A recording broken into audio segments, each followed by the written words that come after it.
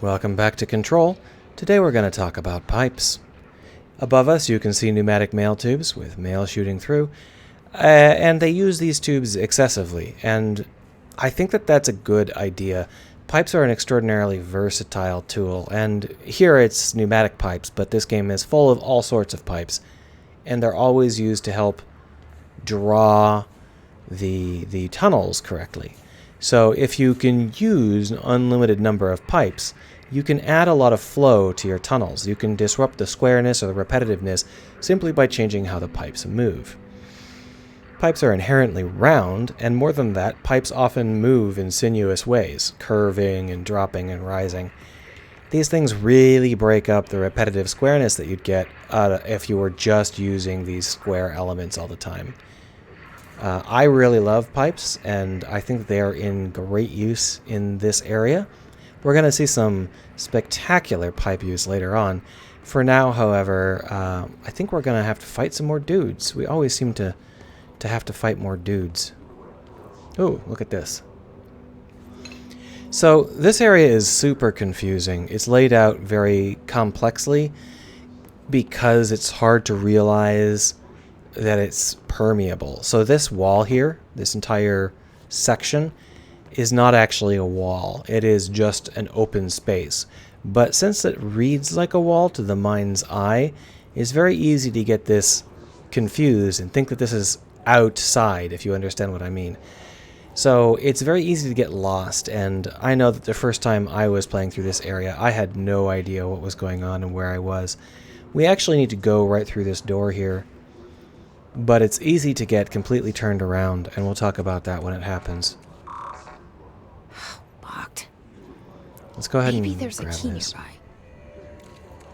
This must open the door. So we can go over there and fight Tomasi, but we'll probably hold off on that for a little while. There is a control point here, and disappointingly, it doesn't actually do anything. It's only here to give you a reload if you lose in your fight against Tomasi, which is likely, because he's kind of hard. Let's talk a little bit about this hallway. So this hallway uses the same drop technique that we talked about before, with one side being a vertical drop, a vertical sky drop, what do you call it, light well, and the rest being in shadow. But you can see just how inky this shadow is. That's an error. It's a mistake, because what this is it's a two-story light well, and on the top story it looks fine. See? I don't remember any bad guys here. But whatever.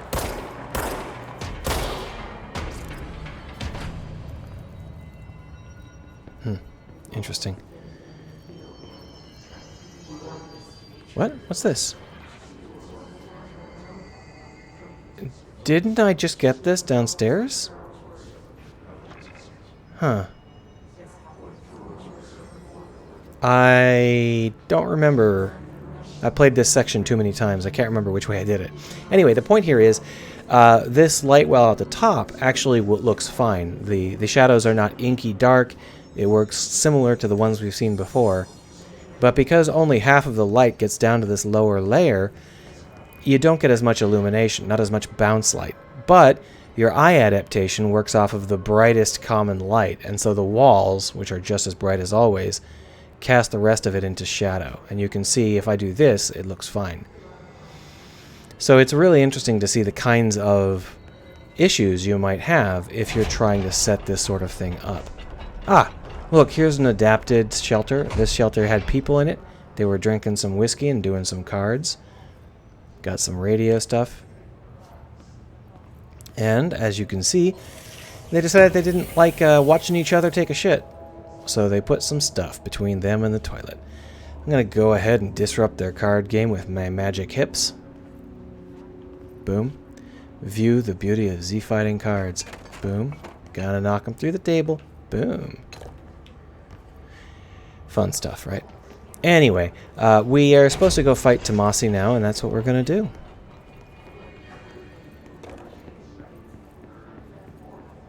Wasn't this guy holding the level 1? Whatever. Maybe I'll watch this back and try and figure out what the heck I missed. This is one of my favorite rooms, but it's got a jerk in it right now. We have to kill him.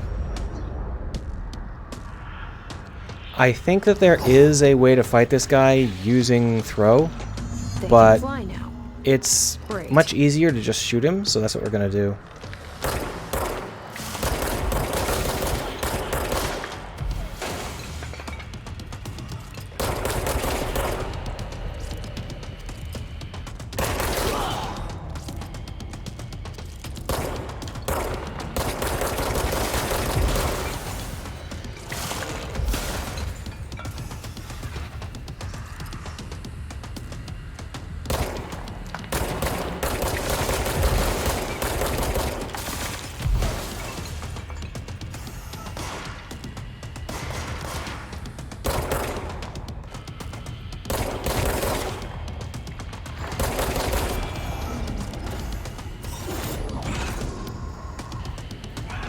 I wonder if the randos that I didn't shoot yet are going to be shot. Yeah, they seem to be gone. I have a feeling he'll be back. So this room looks fantastic. Let's stay focused. And I don't want to understate that. Past the mail. I really want her to stop talking. Thank you. So this room looks fantastic. This is the main mail room, the main mail sorting room. And it has all of these various like mail sorting, this is where all the mail comes. But what really makes this room is the verticality. Hooray. Look at that. They look like sci-fi trees or mushrooms. It's just an amazing visual. This is inspired, and I mean that. It's not like a mild thing to say. Usually when I look at something in a game, I can say, oh, I might have done it a little bit differently. Not necessarily better, but, my instincts would have taken me in a different direction.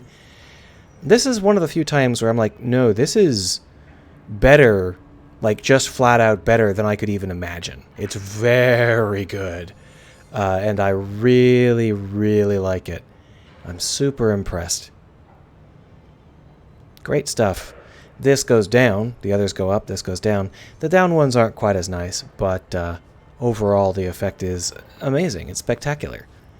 However, if you're like me and you get stuck looking at these trees and you're trying to figure out what's going on, you might be wondering what past the mailroom means. It actually means right there. But yeah, it's actually not so easy to notice that you have to go that way, because if you're looking around here, it's easy to get pulled off to the side because you're like, oh, cool, look at all these pipes. Look at pipes. Wow, look at all these pipes. Okay, so look, here's like a staircase. We can just go up the staircase and see what's upstairs. Won't that be neat? And then you'll start to look around and you'll be like, oh, look at all of this stuff. And you'll be running around the back here, and then you'll come over here and say, look it's a direction we can go. Awesome. This must be through the mailroom. It's not, but it's very easy to get confused and think it is, and then you can go this way, like I did in my first playthrough, and think that you're going through the mailroom. We are actually backtracking. Yeah, not real clear that we are, though, because it is a very hard to read situation.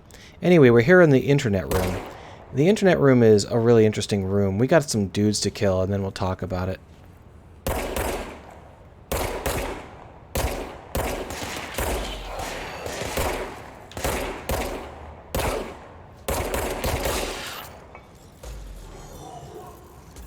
There's Coleman, the jerk. Now I'm fighting this like I'm scared.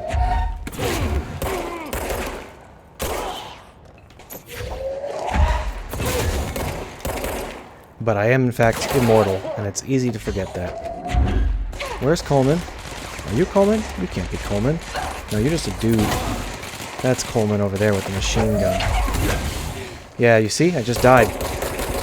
Coleman is one of those bosses that you don't expect. He comes out of nowhere, and then he just kicks your ass for a while. He's here to presumably teach you that bosses are bad news. I know I died to him once when I was playing. I would have died to him today because, I didn't bother trying to dodge him. This is the internet room. It's a really interesting room that is in the middle of nowhere and most players will never see. So basically, contact with the outside world is extremely dangerous and has to be tightly regulated. And so all of these computers are inside of a BlackRock... I was going to look at you. They're inside of a BlackRock chamber. So if you take a look, it says... if you notice BlackRock shell gets damaged, vacate immediately. So this is all a BlackRock shell. It's a hypercube shadow, which is very cute. But this shows you that there is something about BlackRock. There's something about internet connections. It's just a cool bit of lore. And it's in the middle of nowhere. And I think the reason that they kind of sidelined it like this was just because they couldn't get it to look very good. Which is kind of a shame. Either way, that's something I found when I was trying to get past the mailroom. And then I went over here. And we're not anywhere near going past the mailroom. We are looking at side content, but we're opening doors with our locks and stuff, and it seems like we're moving forward. Then you get over here, and you're like, what? Is this through the mailroom? Really? What's going on over here? And of course, what it is going on over here is that you die. This is one of those rooms that will kill you if you aren't invincible like me. I'm just kind of looking around, seeing if there's anything interesting in there. Now, the good news is, even if you die in there, you still get the ability point and whatever treasure you pick up. So as long as you're willing to pay the fine for dying, it's not that big a deal. The fine being a small number of whatever the triangle points are, and about 15 minutes of load time. Anyway, back into the mailroom, because obviously that isn't past the mailroom. It's actually reversed. We're going backwards in the mailroom. Past the mailroom is in the exact opposite end of the court.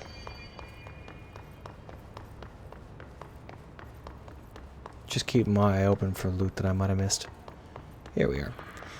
This is past. Let me adjust some chair stuff going on here. My mic is not in the best of behavior these days. It kind of drops down. We're going to go ahead and leave off here.